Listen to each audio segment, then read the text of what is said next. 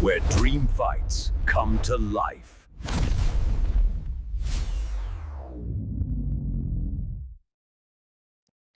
What's going on, y'all? My name's King Mo, and we have on the right side, Marty, go ahead. Party Marty. And then we got the pale skinned wonder himself. Hey, what's going on? It's your man V Styles. Hey, and today we're on the Mythical Match-Ups. We're going to talk about the Mythical Match-Ups going on. But before that, we had a little discussion, me and Marty. Marty, go ahead tell the world what you think. First of all, you're the pro, and I'm the armchair Joe, so everybody knows that, right? That's our style. You give me a platform to speak for the voiceless. I'm the voice for the voiceless that don't have a platform like this to talk to pros and make them look dumb, like I do on the daily for you. No, I'm just joking. Anyways, the fans want to know, and I want to know: are you actually going to let me speak this time? Because last time you weren't letting me speak. You weren't letting me talk. So that's what everybody wants to know. The fans want to know, and I want to know: are you actually going to let me talk this time? Are you going to cut me off every time? You were talking, but you spewing bullshit that made no sense. Right. Go ahead and talk. Tell Orlando what you told me the last time we were on the show. Well, you got to refresh my memory because I was schooling you in so many subjects I can't You remember. weren't schooling shit, but you said that Fedor lost to Werdum because Fedor was past his prime. Yeah, he was slipping. Yeah, I said circa 2003 to 2005. Fedor, who had that explosiveness, the hit movement, and all that. The one that beat Big Knock twice would beat Werdum too, hands down. I disagree. He wasn't past his prime. I think he just got caught. I think he got caught. He just couldn't get out of that submission. And that can happen to anybody. But I don't necessarily think he was past his prime, man. Werdum does what he do. He's always trying to set you up for something like that. So props to him on that victory. I remember that like I was watching it yesterday. I just literally think, he couldn't pull out of it. And you know what happens when you can't pull out of that. Especially when you got a person that's world champion in jiu-jitsu like that. And also, remember this, Marty. It happened so early in the fight. Fedor was damn near dry. And also another thing, I was in that camp, and one thing I noticed about Fedor is he'd make the fatal mistake by throwing overhand, and when he throws punch, he'd bring his arm back and he'd swim. Well, there's a thing called milk the cow to where you're on your back, you grab both hands, you pull one arm up, and you pull the other arm down. The arm that's down, that's the same leg you bring your leg up on to do the triangle. Fedor, every time he threw a punch, he gave you that. And that's one thing we saw. Fedor, I say this, Fedor was past his prime when Dan Henderson beat him. Yeah. Right around that time. Yeah. He went through some wars, man, but right around that time, I can agree with that. All right. Okay, Marty. So, and go ahead. Tell us about Shakur Stevenson. You said what? You said. I wasn't done yet, bro. Okay, I wasn't done yet. Nah.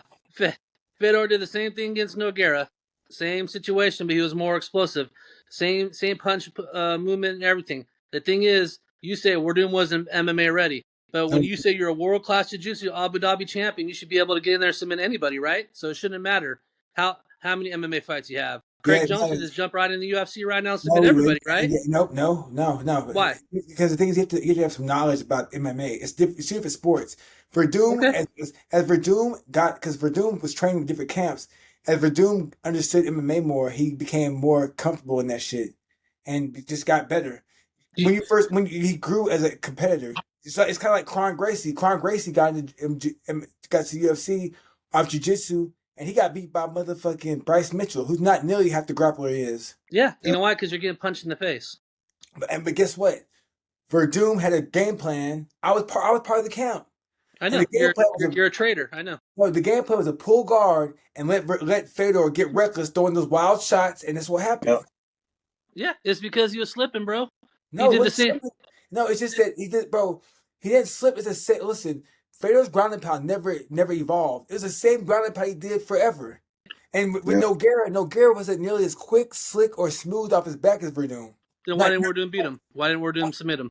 because because he was dry. It was early in the match, and if you're dry, especially when you're going against somebody as proficient in jiu-jitsu like Werdum, then the chances are for submission for him, especially him being a world champion in that, is real high.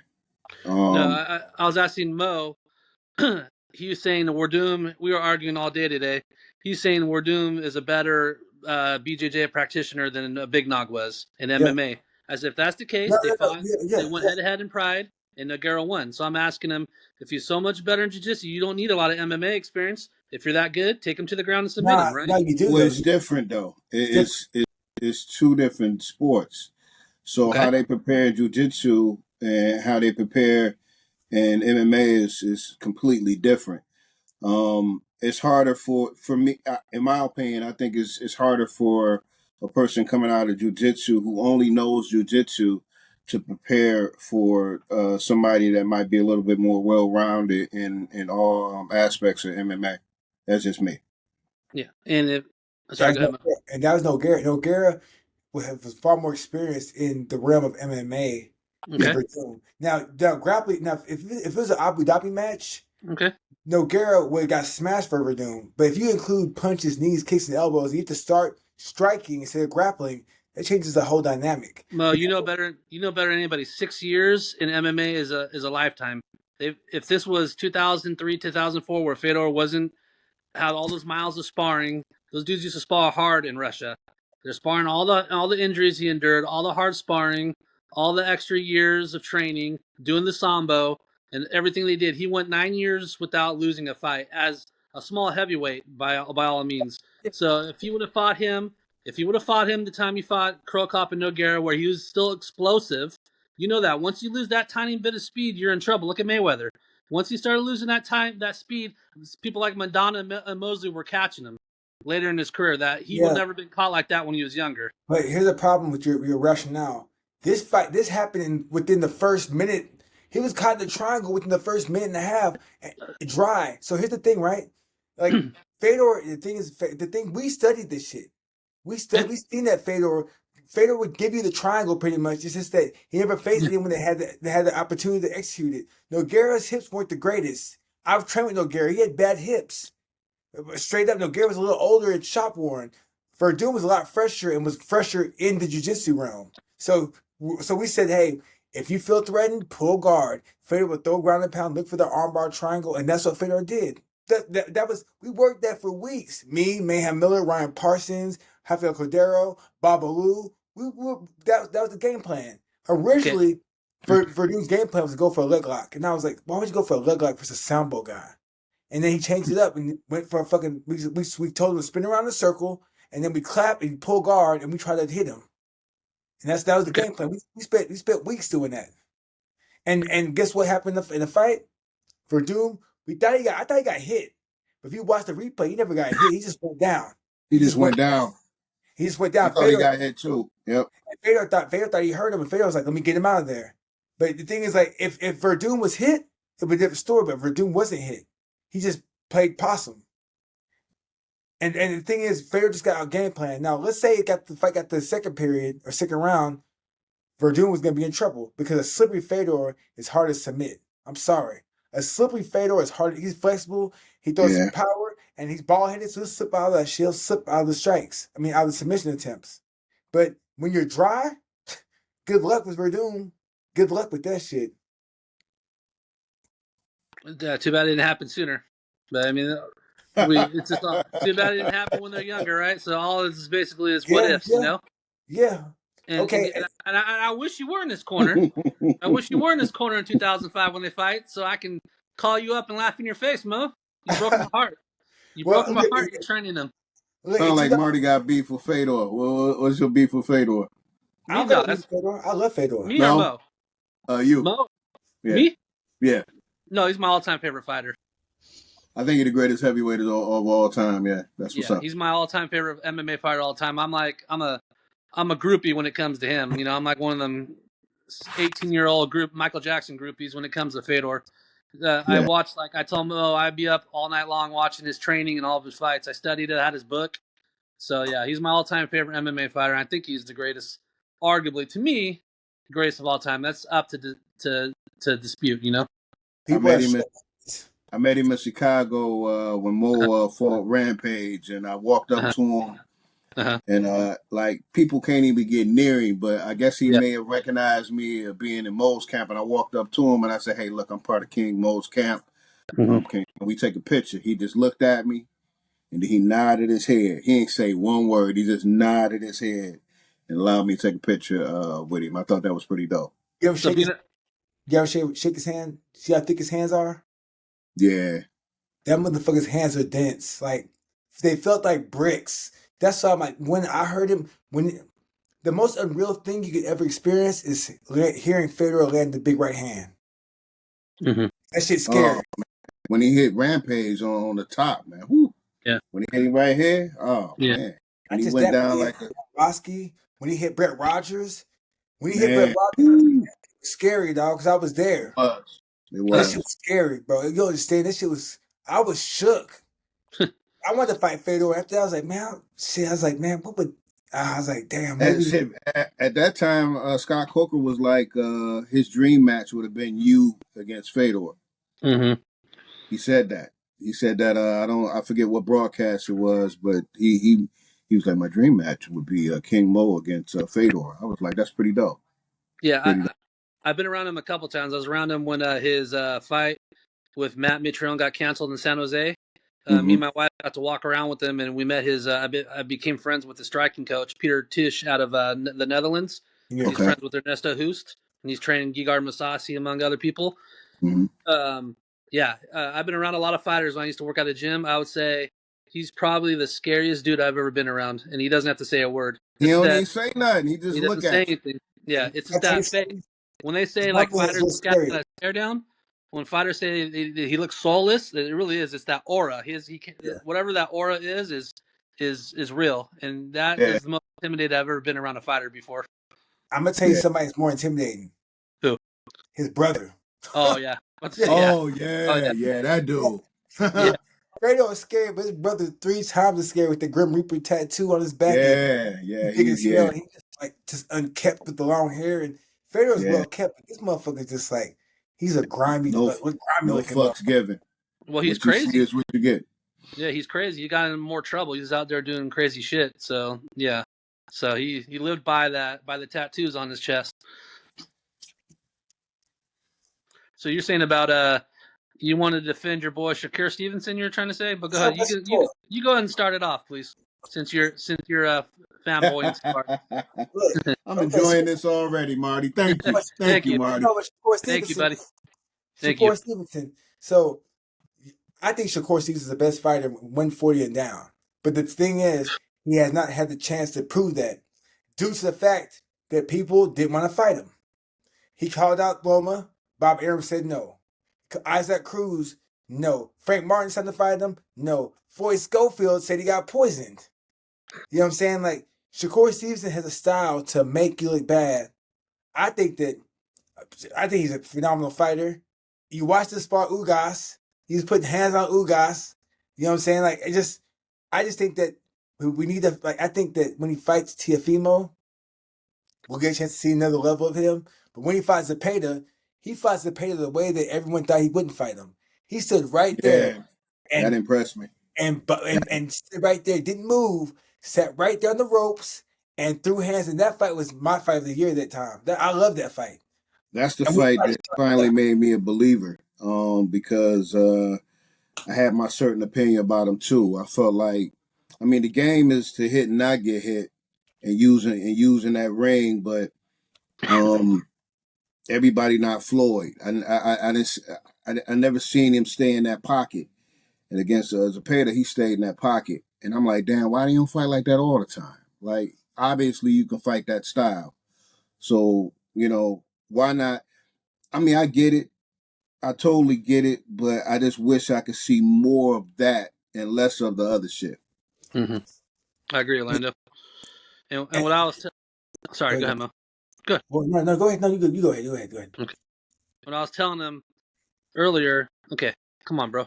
You're calling out Lomachenko, who's already old and injured and small. The reason he wasn't going to take that fight, which I says would be stupid, is that why would he take a fight with an up-and-coming star that you're trying to push?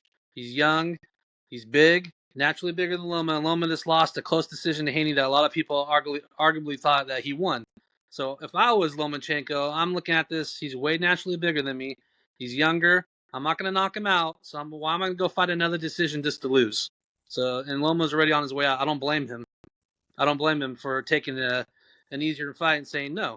And then Tank he's not serious anymore about boxing. He got exposed anyways his last fight. So I don't think Tank is serious about boxing. He's got baby mama drama and problems right now. Is Lomo officially retired? Yeah, he had back surgery. He's done. Okay.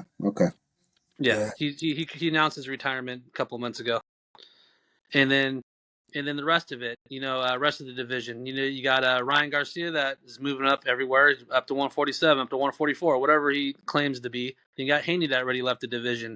So everybody's pointing fingers and arguing on Twitter, and it's not like the 80s when Duran, Hagler, Hearns, who else? Leonard. Leonard. They all fought each other. They weren't going to be on, even if they had social media back then, they wouldn't be on social media talking crap to each other, pointing fingers, and making excuses. And I was telling Mo, a lot of people don't want to fight Shakur, because he's boring. He's he's a high risk, low reward type of fight. And then he said, well, Andre Ward was boring. Bernard Hopkins was boring. I go, guess what? They're boring. They didn't want people, you know what they did when people didn't want to fight them because they're boring? They moved up the weight class to seek for another challenge. There's always somebody above you willing to fight you. The big dog at 140, I was telling him, is Sandor Martin. He's willing to fight anybody. Sandor Martin's the best at 140 right now. He's proven that. He's got screwed over his last two fights. No one wants to fight him because he's low reward, high risk. So Sandor Martin will put hands on Tiafoe, on your boy. Here's the thing: it's not about low risk or high reward. It's about who's going to fund it now. Because now, the economy being bad, a lot of people don't want to risk losing money. Bob Arum lost a lot of money on Shakur and lost quite a few dollars on Terrence Crawford. And you see Turkey Al-Sheikh. I was just reading that today. Today I lost a lot of money. He lost hundreds of millions of dollars on the Crawford Canelo fight. He loses money. So the thing is, but back then, I don't know what it was. I think because boxing was more commercial. And you saw it on ABC, you saw it on NBC, you saw it on television. You know what I'm saying? Now, it's behind the paywall because people want to make their money. That's the only difference. You can't blame the fighters then. Don't say the fighters are ducking. No. Floyd Schofield said no. Well, Floyd, I don't know. Floyd's broke down. Floyd's been poisoned more than George Foreman against Ali. I don't know. Frank Martin pulled out. He has to sign the contract, pulled out. Some people say I don't want to fight him because it's not really worth it because I don't want to be in a boring fight. You know what I'm saying? And the thing is, like, a lot of people say the same thing about B-Hop. B-Hop had a hard time fighting fights, so he went up. Yeah. Andre Ward was forced to go up when he fought Kobe. Yeah. He was forced to go up. It wasn't like he was like, you know what? He was forced to go up. Yeah, but Ward had that 168 resume. He beat Chad Dawson. He ran through everybody in the Super Six. So Chad Dawson came down. Yeah, and that's what I'm saying. So he didn't have to force to move up to make fights because he was the top dog at 168. He beat everybody. So what has Shakur Stevenson done that's comparable to Bernard Hopkins, who had 18 to 20 defenses at middleweight and moved up and beat everybody that he could? That was in front of Kelly Pavlik. What has Shakur Stevenson done in his career that's even comparable to those two? You mean Shakur? But the thing is that Shakur's still early in his career. But he's still a young kid. Floyd Mayweather moved up. He's still a young kid, though. He's still a young kid. He got this Tio fight coming up. Is there a date on that? It hasn't officially been signed yet. But Tio a few times, so I think in the next couple of years we'll really start to ring his name louder than what it's getting rang now, man. But I live by you really only as good as who you fight. And really, nobody, in my opinion, it's not that many people out there, except the Tanks, except the Lopez's. The cat at 140 that you just mentioned, I think that'd be a good fight. But yeah, it's. I just give it about 2-3 more years. I think we're gonna be seeing a lot more fights with him against better opponents, man. But right now, that division is kind of washed, if you ask me. Kind of washed. I agree. That's what I told 154. Ty. I said it's about time you stepping up. As I said, you got to make a name for yourself. If nobody wants to fight you, move up, keep moving up. That's what all these other greats did. If But no one Mhm. wants to fight you for whatever reason, move up. There's someone always willing to fight you, and that's what he's doing. Good. what weight It's class? about time. Huh? Weight class is what weight class did Shakur Stevenson start at? 130, 126? 126. Yeah. They went to fight Oscar Valdez, Oscar Valdez at the time, everybody was like, Oscar Valdez is good, he trains with Canelo, and what happened? You know, Oscar's. the thing is, hindsight, at the time, everyone was like, fight's gonna be a close fight. And it ended up not being close at all. He's tailor made for a Listen, counterpunch. 50-50 now, just like when Crawford fought when Crawford fought Errol Spence, people thought it'd be a closer fight. Wasn't close. You know what I'm saying? At Like all. it's I had Earl Spence all the way. yeah, me too. I Crawford thought Crawford did made me a believer that fight. yeah, he I, looked I didn't. impressive. I didn't think Crawford was. I mean, I didn't think Spence was going to win that fight. I thought it'd be a closer fight. I thought Spence was gonna win because if you look at it, Crawford didn't have the opportunity to fight no one good because at the time, Crawford was so boring. After he fought British Prescott, people were like, man, I don't want to watch Crawford fight. They called him boring. You know what I'm saying? But it takes one person or it takes a style to bring out the inner dog in you. Just like Tarver. When Tarver was fighting, people wasn't feeling Tarver either until he beat Roy Jones.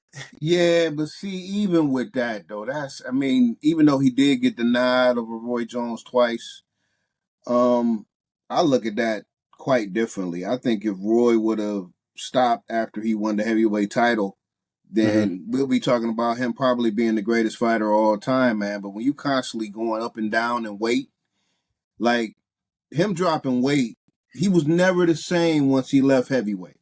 Well, here's the thing. Never the same. I say yes and no, never the same, but at the same time, He lost after to Glenn Johnson. We don't talk about Glenn Johnson no, today no, as being one of the greatest. no, Glenn Johnson was a dog though. Here's the thing, right? And I'm not taking away from that. But when As, we talking about dogs, Glenn Johnson name don't ever come up. no, He's he was a only dog. really. Glenn Johnson was a dog. The Road Warrior was I a agree fucking with you. dog. I agree with you. But we know him for beating Roy Jones. That's what we. Well, no, I took his. Didn't he beat Tarver too? He beat Tarver. He had some good wins. Just that where he beat Roy Jones, he stopped Roy Jones. Same way, really the same way. Tarver, one shot. Yeah. So, but my thing is that Glenn Johnson has an entertaining style because he comes forward and throws punches. And Constantly coming forward. Yep. if you're gonna beat a style that is like slick like that, you have to be a dog, or you have to be a dog. You have to be a puncher with good timing. Was Roy washed at the time as far as him being? He wasn't that young guy anymore that was the fastest. Because when we watch Roy Jones coming up, when you're talking about speed, you're always talking about two people, Roy Jones and Zab Judah, as far as having the fastest shots and moving around.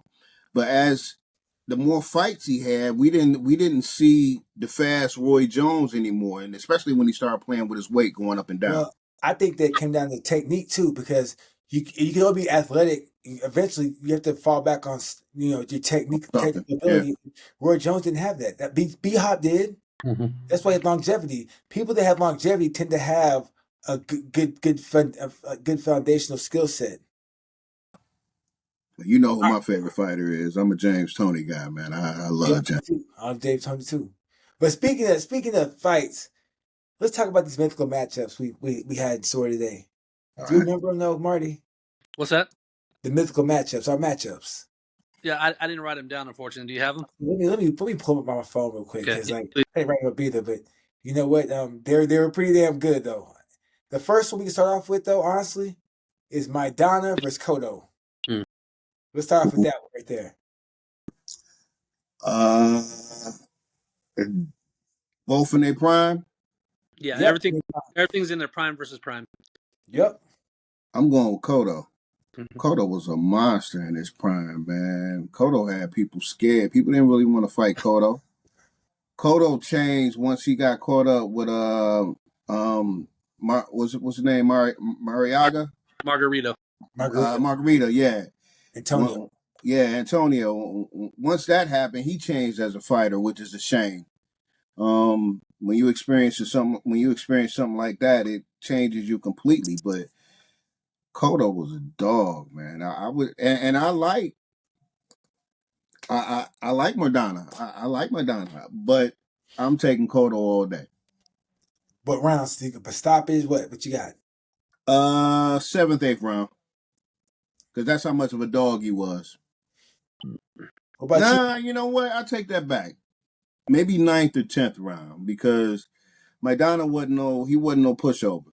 You know, he wasn't the guy that was getting beat like that. He would hang in there, you know, but 9th or 10th round, I would give it it wouldn't be a full KO, it'd be TKO. But I would take Cotto all day.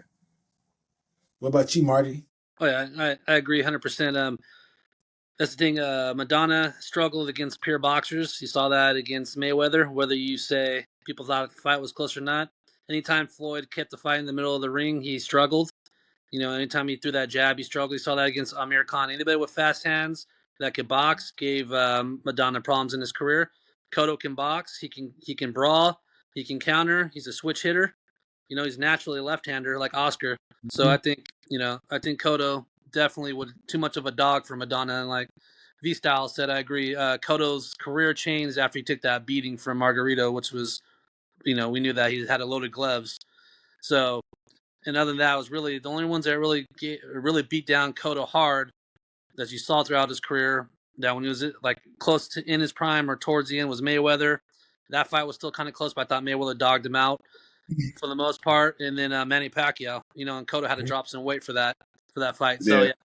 So I say Cotto stops. And did Khan stop Maidana? I can't remember. Was it a body shot or did that fight go the distance? Yeah, I think body shot. Okay, and that's why.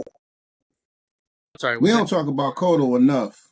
Cotto was one of the names that people, to me, they tend to forget. You know, when you know we in that age of Canelo, but nobody speaks on Cotto anymore. Man, he's one of the great ones.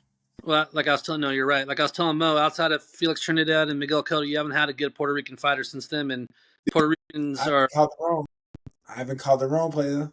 Calderon was a beast too. Yeah, he's smart.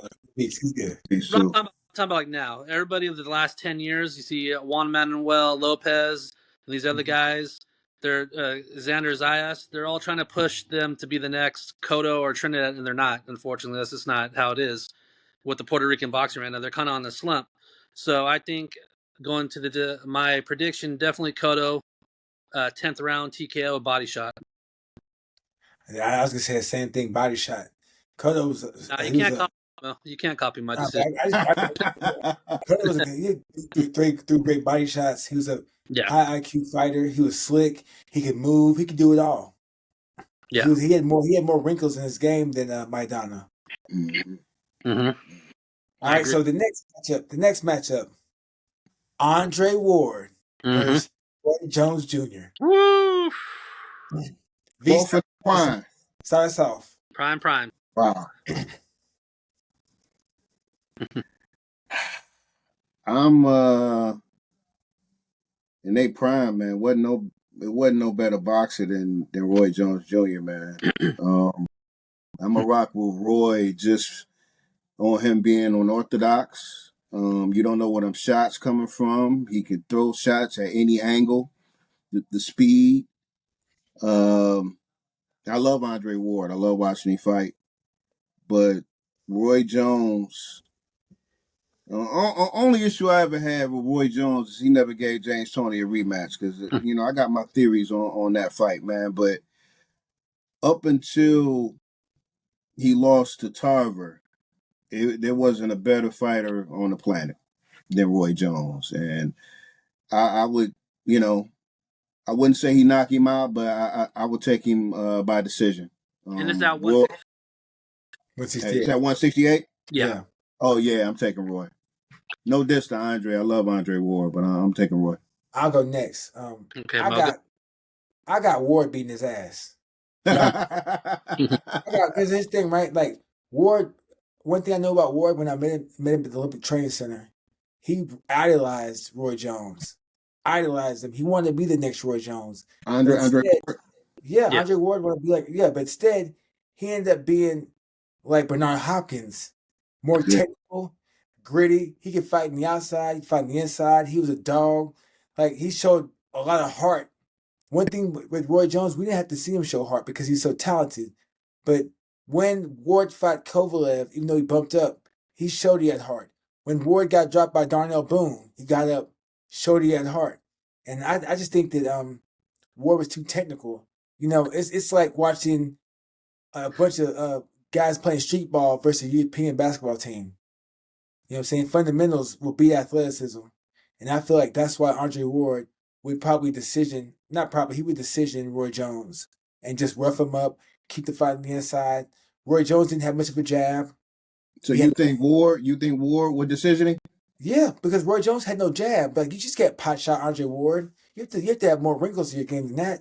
And don't forget, everyone at his time idolized Roy Jones. So they were copying what he was doing. So they studied. It wasn't that hard to study Roy Jones. Yes, he's an unorthodox. Yes, that speed though. You can't study that speed. Timing beats speed. And you know what I'm saying? And also, but we talking about them in their prime though. I'm talking about technique. If you have technique, you have fundamentals. Speed don't matter. You know what I'm saying? If you have solid foundation with fundamentals, you're always in position to block everything. You're always in position to counter, and that's good defense too. I give you that. That's how Andre Ward was. He was more fundamentally sound than Roy Jones, and I picked him to win the 12-round decision over Roy Jones Jr. Marty, you're next. As much as I hate to agree with Mo V Styles, I'm sorry, I don't want to agree with Mo.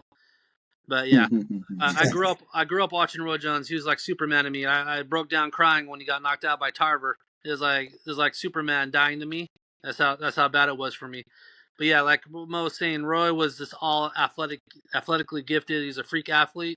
But once those reflexes started to dip, and he wasn't a very defensive sound fighter, he started getting touched more. You know, he started getting hit more. I wish he would have stayed up at cruiserweight. We're talking about he was talking about possibly fighting William Joppy at cruiserweight when he beat John Ruiz. He should have took his time moving back down. Besides coming back down, yep, totally agree. Not with Joppy, because Joppy's at 160. What? Joppy's at 160. Joppy got beat by B Hop and got beat by Trinidad. Not who are we talking about? Not Joppy. I apologize. Who we're talking about at cruiserweight? Yeah, cruiserweight. Jirov maybe. Jirov. I'm sorry, I got the names mixed up. Oh, was that Jirov? Jirov was a cruiserweight champ. Jirov was a cruiserweight champion. Whenever I think of him, I think about that masterful performance that my boy put on him. That was wonderful. Yeah, Tony. Yeah. Yeah. Yeah. So they're talking about Jirov possibly fighting Roy Jones at cruiserweight. But Roy decided to come down 8 months after that heavyweight fight, dropped all that muscle to fight Tarver. So I think once his reflexes went, he wasn't a defensive sounded fighter. You know, he just started becoming human. And that's why I think Andre, even when you get older or he was having problems with got Floyd or Hawk, they can always fall back on their defense. And that's the thing. And when you get older, defense always wins fights. And just like in football, defense wins championships. So that's why I thought of studying Andre too. Andre became one of my favorites after Roy Jones left, because I think he was supposed to sponsor Andre Ward out of the Olympics. Roy Jones. Yeah, he did. Yeah. So Andre. I think that's how he got that Jordan. I think that's how he got that Jordan deal. Yeah. I do. Yeah, dealing with Jones, he led him to that. Yeah. Yeah.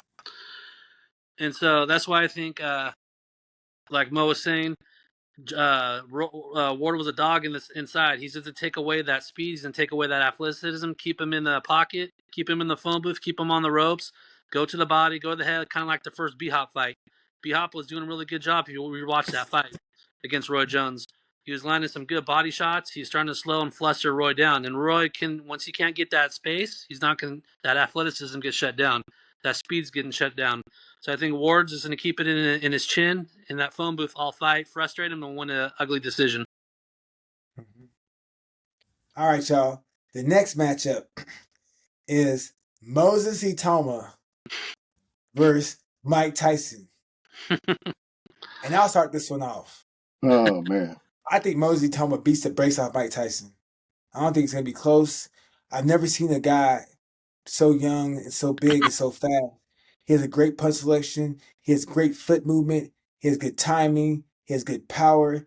He's athletic. He spent a lot of time sparring with the best in the UK. You know, I heard he sparred with Anthony Joshua, sparred with Tyson Fury and those guys. And if you see him now, I've never seen a heavyweight move like him, punch like him, and I think he's all wrong for Mike Tyson. All wrong. So are we talking about Customato Mike Tyson, or are we talking about after the Michael Don't Spinks fight? matter. It don't matter. Custom Mike Tyson gets stopped. Because look, Mosley Itauma moves so well. That peekaboo style would just get him jabbed and hit the straight left. I mean, like Mosley Itauma is 6'5". Watch run from he went from 235 to 250. He's a southpaw. Like he's no joke. He's only 21 years old. You And think he and beats Usyk? not right now, but eventually Usyk gets older and he gets more mature. In the future, if Usyk sticks around longer, yeah, he could probably beat him. But I don't think he'd be around. He just gave up that IBF belt because he want the younger ones to scrap that have something to fight for. So I think we got him maybe another 2 years. we'll see because everybody can speculate because everyone thought he's going to retire after this last fight. We'll just see because money talks. Absolutely. So we'll see. But I think Mosley Itauma is a great talent. Nothing against Mike Tyson. Mike Tyson was one of my heroes growing up. I loved watching him fight. But after just watching him, if it's early, I think Moses sparks him. If it's later, I think Moses just moves too well. He's too mobile, and we'll pick him apart and stop him. We've always shared the same opinion about Mike Tyson. So who's next? I'm sorry. You can go next, and we'll let Marty finish it out because Marty's. I've always I like Mike Tyson like the rest, but we used to always talk about like who did he really fight? He fought a balloon Michael Spinks, who really was a light heavyweight. That to me, that's the epitome of his victories, and that's no diss to him. You only fight who's available. Who the people that are available in front of you. Every real fight he had, except during the later years, he lost. Evander Holyfield twice. The Lennox Lewis. Even when he fought Lennox Lewis, he wasn't the Mike Tyson that we, knew. I think the heavyweight division, in the latter years of his career was, they were prepared for that style, because once you get over not being scared of Mike, because everybody was scared of Mike Tyson. That was 90% of his victories because people were scared. They were scared before they got in that ring. So I would choose Moses too. Moses got the height, he got the speed. Even though he's the younger guy, even the Customato Mike Tyson will have a lot of issues with him, and I think he will probably stop him 6th, 7th round. Because you talk about a guy that peekaboo style. He tires out kind of quick. After the 5th round, you kind of know what you're getting from Tyson. I would take Moses as well. Party Marty. Yeah, I agree with both of you guys. I think that's the size, the speed, the footwork, the combinations, the power. I think it'd be too much for Tyson. I think the jab, like you said, keep the distance. That's going to frustrate someone with that smaller guy at that peekaboo defense. All he has to do is step back, step out of range, and keep that jab in his face and throw that left hand. He's going to be flustered all fight. And we know Mike. We talking about Prime, Mike. Prime, you're still on that Prime Coke though, so it don't matter. What's Tyson showing up? The nightclub the night before, partying with Tupac. Which one are we talking about?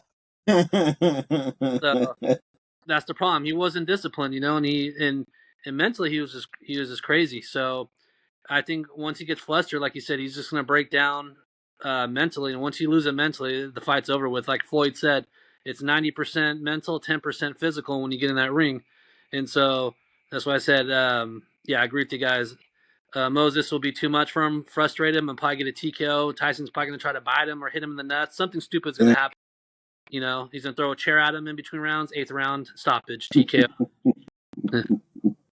All right, so this is the final one, but we'll play around some more after this one. But you'll start us off, Orlando. Artur Beterbiev versus James Lights Out Tony. Oh, James, all day. Go ahead, but just go ahead, elaborate. I think James just would allow him to come in. I think he would fight off the ropes, and I think he just would counter him all day. And then, once James got you, he's going to try to take you out. And despite what James' physical appearance looked like, especially in the latter years, to me, I always felt like he had good cardio. I'm a huge James Toney is my favorite boxer of all time. Ann Arbor Detroit connection. That's the guy. Well, everybody here was rooting for Tommy, and I love Tommy, and everybody at Croc.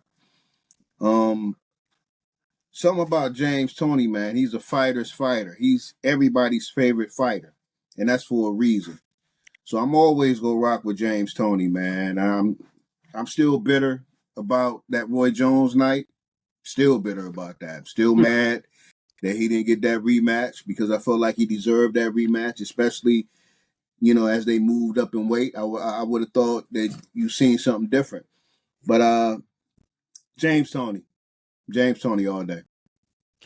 Marty, you want to be your second? You want to go second? Yeah, I can go second. Yeah, Tony had to lose a lot of weight too when he fought Roy, so he was definitely dehydrated. Would he lose like 40 pounds before that fight within a couple of months, he said?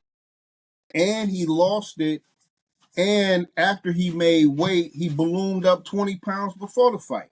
Yeah. Yeah. So that was just a messed up situation. Yeah. And, that's from a huge Roy fan. The older I got, the more I started studying things, and I realized, damn, yeah, some fighters that Roy could have fought. There's some situations that favored Roy. He could have fought Hawkins, but he won that 60-40. I thought they could have rematched quicker than they did. So a lot of politics got involved. And I would say that James Toney's probably top 2, top 3 easily greatest super middleweights of all time. He's probably the only one I think that would be a 50-50 fight with Andre Ward. I think Ward and Tony beat a prime Hopkins too. So I think they both beat Hopkins at 168. And yeah, I do too. And so to go in this fight, this is not even a fight, bro. This is a wash. Peter Beef will get the shit beat out of him. Peter Beef was coming forward, and Tony, it's not even a close fight, bro. No, it's not even a close fight. He will come forward. He will come forward. It's a great fight to watch, though. Oh, yeah. It'd be good for people like us who love James Toney. How do you think Marty? How would James Toney win? He'd just sit on the ropes and play that. He'll do that shoulder roll on the ropes. He'd do that roll on the ropes, the Michigan style fighting, and then he's just gonna shoulder roll and counter with the uppercuts to the body and the hooks to the head. He's just gonna dog them all fight. He's gonna hold them, laugh. He's gonna be playing with the crowd. He's gonna get under Beeterbiff's skin because Beeterbiff and those Eastern Europeans don't like shit talking. He's gonna be talking in his ear all fight like you can't hit me. He's gonna do that James Toney stuff. Screaming, who's next? Yeah, exactly. Yeah, see, I'm gonna tell you something. I disagree with y'all a little bit. Oh, here we go. Here we go. I think James Toney wins, but hold on. Oh, go ahead. 12-0. 12-0. Beeterbiff doesn't win a round. Okay, I disagree with y'all on one thing. I don't think James Toney spent too much time on the ropes. If you watch James Toney when he fought Iran Barkley, he had his way with Iran Barkley, and that was his first time up in super middleweight. I think he beat him in the middle of the ring, on the ropes, going forward, going backwards. He would have his way with him, and he'd stop him via TKO probably in the 9th round. But Barkley was a different type of fighter, though. He was a brawler. He wasn't a boxer. James was both. No, James was a gladiator. But what I'm trying to say is that Iran Barkley was a come forward, seek and destroy fighter similar to Beterbiev. And I think that if you watch Iran Barkley versus James Toney, I think that was James Toney's best performance ahead of Beterbiev. He landed 65% of his power punches in that fight. Yeah, he did. Eddie Mustafa Muhammad, I talked to him and he's like, because Iran Barkley's my dog. I fuck with the blade. Because he's a dog. But man, watching that fight, if I have a chance on YouTube, type in James Toney when feeding the beast goes wrong, and you'll see that they talk about that fight. James Toney had his way with him, and I feel like Beterbiev would just come forward and get countered, pieced up, and stopped. By 9 rounds. See, I look at my favorite James Toney fights are the both McCallum fights. You know, those were wars. And yeah, I do kind of agree in regards to, when you talk about the blade, that definitely was a performance. But the fights I like looking at are the body snatcher fights, man, because that was when the body snatcher, people just didn't want to fight the body snatcher. But remember this though, when James Toney, that was his first time up at the weight class, he fought Iran Barkley at 168. First time up at the weight class.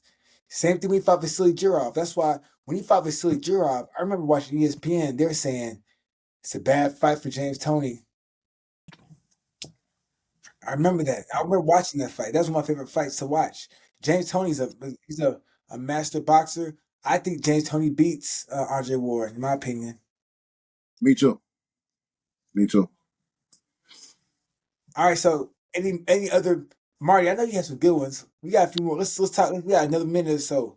Let's talk. We got 3 more minutes. We got 4 more minutes, right? Because it'll be 50 minutes when we've been out here. Bring up another mythical matchup we could talk about real quick. What about V Styles? He's a boxing Hey, historian. Go ahead.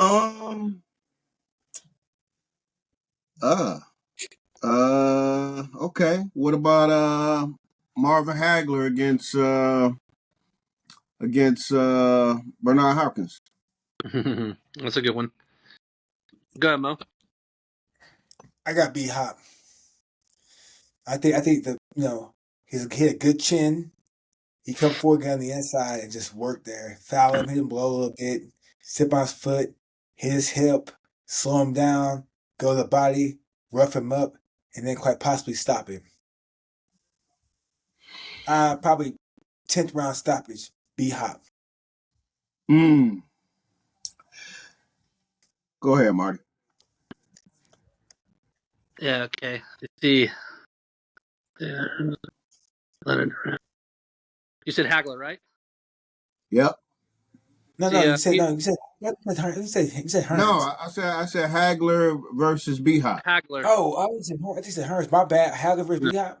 Yeah. I don't know about that one. I think B Hop still, because B Hop had dimensions. Hagler was a little too short. And don't forget, back when he fought, it was same day weigh-ins. So B Hop had a little more size on him. Yeah. Well, That's a me and hard Mo, one for me. yeah. Me and Mo got a big discussion. He was cutting me off a lot. He got emotional. I got emotional. So there's a lot of emotions going on in our last discussion. I said, out of the 4 kings, I seen it. Oh, you saw it? And he was cutting you off a lot. He was cutting you off a lot. Was that I you talked to him about it. Were you the one that made the comment and let the other guy talk? I think I did make a comment, but when I talked to him later on that week, I'm like, man, you was cutting Marty off too much.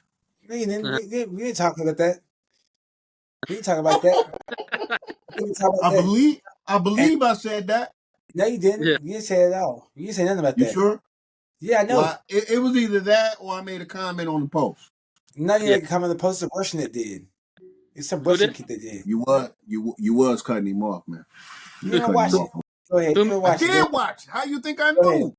Who made a comment? He said something earlier. That's why. But go ahead. I said out of the 4, personally, if you look at their body of the work, he was the more overrated fighter. Out of the 4 horsemen, whatever you want to call them, the 4 kings. And I said the toughest fight he had at naturally at 160 was Mugabe. That was his toughest fight at 160 for a natural 160 fighter. Everybody else had to move up to fight him. So that being said, yeah, Hop would be too much of a dog in the middle, inside the middle of that ring.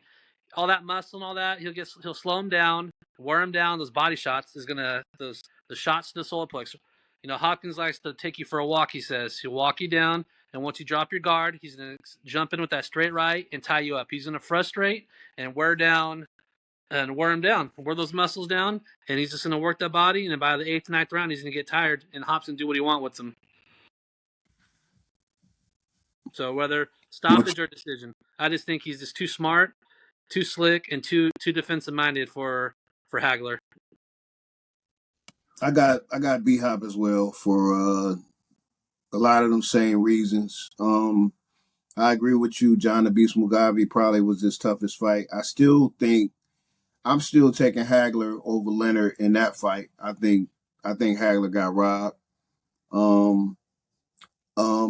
The Tommy fight, still mad about that. I mean, still the greatest 3 rounds we ever seen.